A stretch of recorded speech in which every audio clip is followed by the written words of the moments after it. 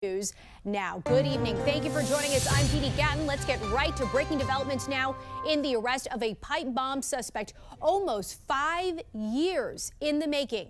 Our team has got you covered. Former FBI agent Dr. RJ Toledo joins us with a deeper look into the investigation.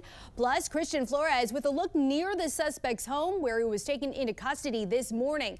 But first, we go to Ryan Smith at the live desk with the newly released image of the suspect as well as the charges he is facing. Ryan? Yeah, the suspect here who evaded arrest for years, previously seen only in this grainy surveillance video. He has now been identified and arrested here. He is 30-year-old Brian Cole Jr. Investigators reviewing credit card purchases of pipe bomb components, cell phone data, and a license plate reader to zero in on their suspect Cole, along with tens of thousands of video files. Let me be clear, there was no new tip, there was no new witness, just good, diligent police work and prosecutorial work. And I pledge to you that the United States Attorney's Office will take this case across the finish line. Oh, he's charged with transporting an explosive device and malicious destruction by means of explosion. Pam Bondi now saying more charges could be coming. The pipe bombs are found near both the Republican and Democratic National Committee headquarters on the eve of January 6th insurrection. And staying in Virginia, twin brothers have been arrested for allegedly conspiring to delete and tamper with multiple U.S. government agencies' databases. Today, prosecutors said that minutes after Manib and Sohab Akhtar were fired from their federal contracting job, they accessed and manipulated critical systems. The two have already served years-long prison sentences after pleading guilty in 2015 to federal charges tied to data breaches at the State Department. The two denied any wrongdoing in a Bloomberg interview earlier this year. Continue to follow the breakthrough in the investigation into the pipe bombs planted in Washington, D.C. before January 6th. Joining us now is Christian Flores with our station WJLA in Washington, D.C. And Christian, I know that tonight you're on Capitol Hill. You're at the RNC headquarters where one of the pipe bombs was found. But earlier you were out in Virginia. Law enforcement was seen at the home associated with suspect Brian Cole Jr. What do we know about any evidence taken from the house or any neighbors? Well, we were there pretty much, we had crews there the entire day, and detectives were there pretty much until about 6 p.m. And that's when we started to move back up here to the RNC and the DNC headquarters, which was just down the street. But as far as evidence, our cameras definitely captured detectives going in and out of the house, but there already was a mountain of evidence. At the announcement today, we heard from these law enforcement leaders saying that they were able to gather a lot of things, including exactly where the suspect's cell phone was pinging, and also they checked his bank records to see what he purchased, and he allegedly purchased a lot of the bomb-making items that were found on these pipe bombs.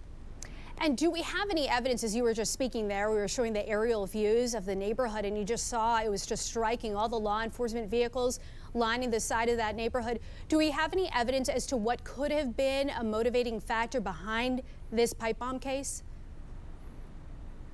Yeah, so the law enforcement leaders stopped short of saying any sort of motivation or if this was at all related to what we saw on January 6th. Of course, this is still very early in the investigation. Even though this legal process has kicked off and it's gone to the courts, there's still an investigative process, as you saw with those images. Detectives are still searching the house and serving these search warrants. So that's something that we're going to wait to see if we get any sort of updates, if they're able to connect any sort of motivation to the planting of these two pipe bombs. Obviously, yeah, political motivations will definitely be investigated, as you can imagine, considering the timing of it all. Christian Flores reporting tonight in Washington, D.C. Thank you so much. After a nearly 5-year investigation, police arrested a 30-year-old Virginia resident as the suspect who planted the pipe bombs in D.C. on January 6th. Yesterday, investigators also revealed when they searched Brian Cole Jr.'s residence, they found pipe bomb making materials inside where he lived with his mother. So why did it take 5 long years to solve this? Joining us this morning is former FBI Special Agent in Charge, Jody Weiss. Jody, good morning to you. It sounds like basic detective work really that led to this suspect. He was in the area the whole time. So as a veteran law enforcement agent, how did this go unsolved when it seems like this evidence was there? There was nothing new that led the FBI to him. Yeah, great question. It makes you wonder if they were actually looking for him 4 years ago. You look how they found him, Jan. I mean, it's cell phone data. That's been around for almost 20 years. That certainly wasn't anything new. Once they had a name associated with a phone that had been at both locations, then you can just work outward. They did a great job. There's license plate readers everywhere in around the D.C. area. And then once that, you can get financial records and go back and say, what was this guy might have been buying? And lo and behold, having those devices that didn't function, you had great comparative evidence, forensic evidence, to compare what some of his purchases were. So they were able to go back, I believe, Janine Pirro said, to 2019 and look at what he was buying, which were bomb components. So great job. But yeah, it's a head scratcher as to why this wasn't solved about 4 years ago. Well, and FBI Director Kash Patel said himself the prior administration refused and failed to act on information they'd gathered. Attorney General Pam Bondi said that the evidence used to track him down had been collecting dust. But for someone as dangerous as this, the suspect, because as we know, those bombs could have detonated. They did not, but they could have, and it could have been catastrophic. Why would the FBI not prioritize this?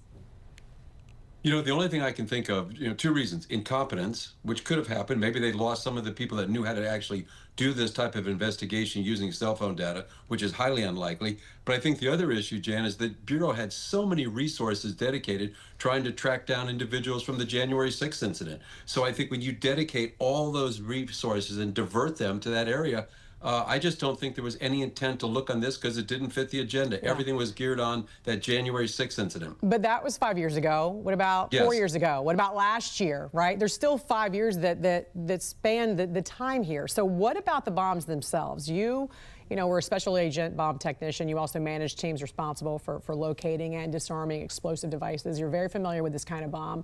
What were your thoughts about it and why it didn't go off? Yeah, they were kind of your typical pipe bombs. You had the pipe, which would have been the container, and could be the fragmentation. What was a little interesting in this one is that Cole actually apparently made the explosive, a homemade black powder filler with the potassium nitrate, sulfur, and charcoal. That might have been part of the reason he may not have gotten the mixture right, that they didn't go off.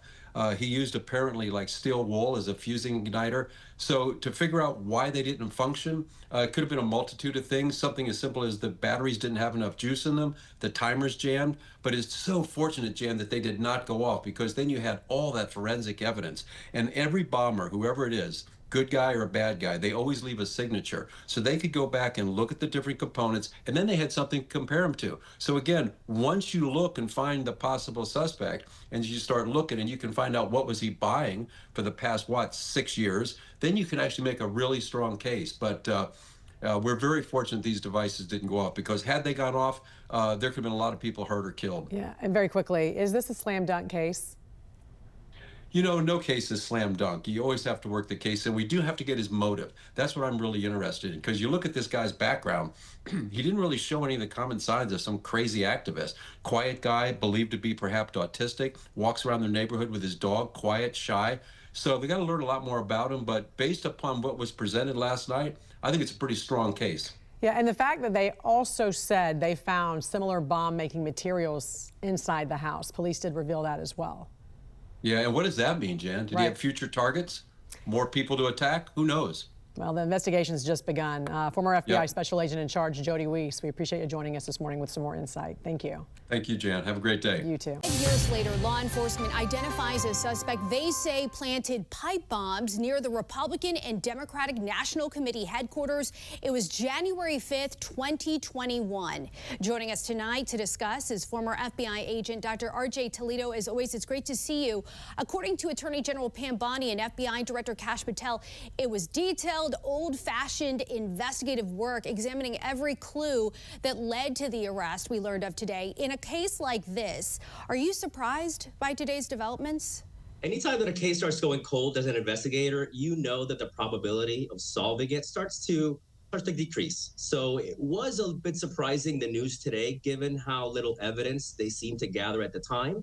But hey, this is what all good investigators do. They stick with the case until it's solved, no matter how long it takes. And this is something that the FBI specializes in, really.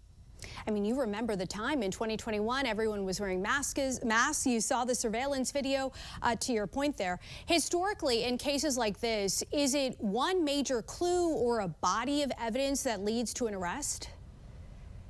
Well, in this case, the huge obstacle they had from the get-go was identifying who this person that was involved was. To narrow that down from an impossibly large number of possibilities to at least a few people who it could be, that's what investigators really had to go through a lot of the painstaking work. In this case, it seemed like they were trying to match cell phone records of people in the area and then trying to match that with purchases of the components that were used for the device. This is something that it took a really long time. And once they did that, the elements start then coming together after that. Search warrants have been and are currently being executed. I would assume the investigators will be looking into the suspect's home, work history, possible DNA, right? Yeah, first and foremost, the focus is going to be on confirming in every possible way that the subject is the one that committed the crime. It's about then, after that, building this case for court. So they're going to look at every single aspect of his life to piece together the motives, the reasons behind why he wanted to commit this crime, social media, any groups that he was a part of, friendships, anything he was talking about. What possibly led up to him being motivated to do something like this? Yeah, was it political? The timing of it all questions that we know hopefully will be answered soon. Former FBI agent Dr. R.J. Toledo, thank you for joining us tonight on the National News Desk. Thank you. A major breakthrough in the January 6th pipe bomb case. 30-year-old Brian Cole Jr. is in federal custody nearly 5 years after those bombs were found in the nation's capital, and investigators say the evidence was there the whole time, but the Biden administration's Justice Department ignored it. Thank you for joining us. I'm Jan Jeffcoat. It is Friday, December 5th. We do end the week together with the latest developments from the Justice Department on the pipe bomb suspect officials say had been just walking free, living 30 miles from the scene of the crime. In fact, Attorney General Pam Bondi said there was nothing new that led to the arrest, but rather Biden's DOJ sitting on evidence that could have led to a prosecution if it had been prioritized. The FBI, along with U.S. Attorney Pirro and all of our prosecutors, have worked tirelessly for months, sifting through evidence that had been sitting at the FBI with the Biden administration for 4 long years. Let me be clear, there was no new tip, there was no new witness, just good, diligent police work and prosecutorial work.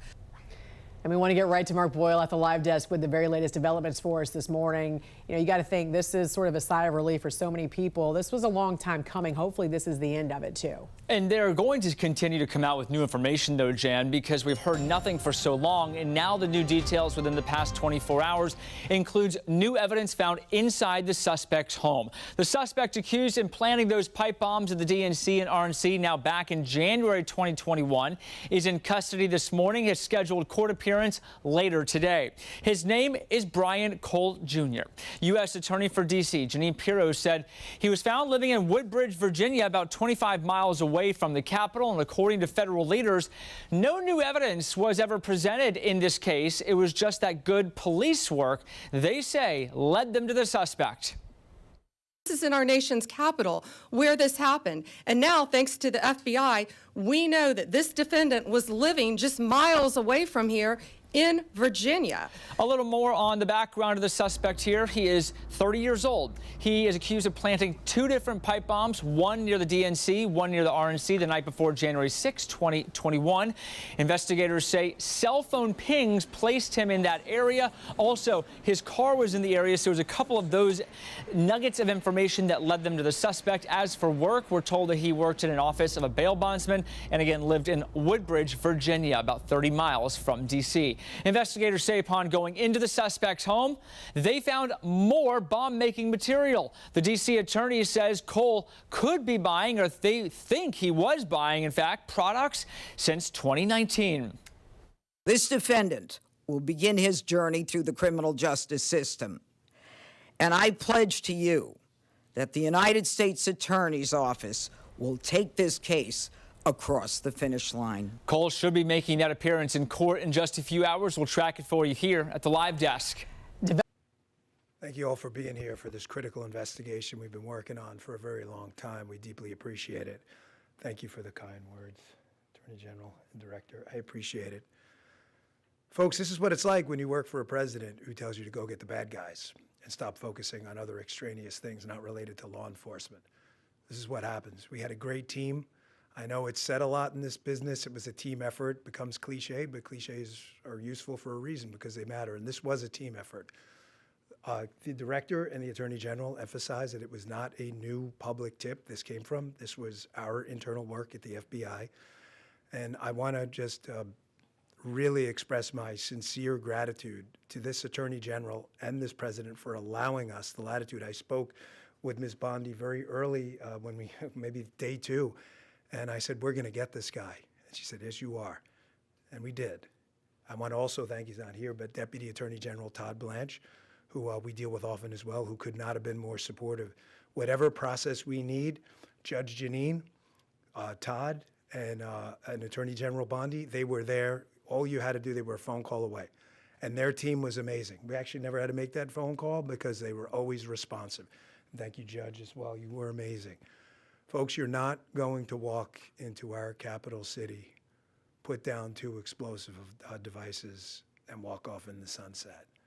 Not going to happen. We were going to track this person to the end of the earth. There was no way he was getting away. Well, we didn't have to track him to the end of the earth. It wound up in Woodbridge, Virginia. I want to thank the team. They were amazing. They never let this go. Again, Attorney General Bondi, for your incredible support. Director Patel, Judge, I know they're giving me a lot of unnecessary credit, but make no mistake, they were intimately involved in this and were there for all of those supportive mechanisms, and I deeply appreciate it. The man whose team did the work is the Assistant Director in charge of our Washington field office, Darren Cox. Darren's got some comments, and Darren has some more details on the case he can provide. So thank you all for coming. We appreciate it.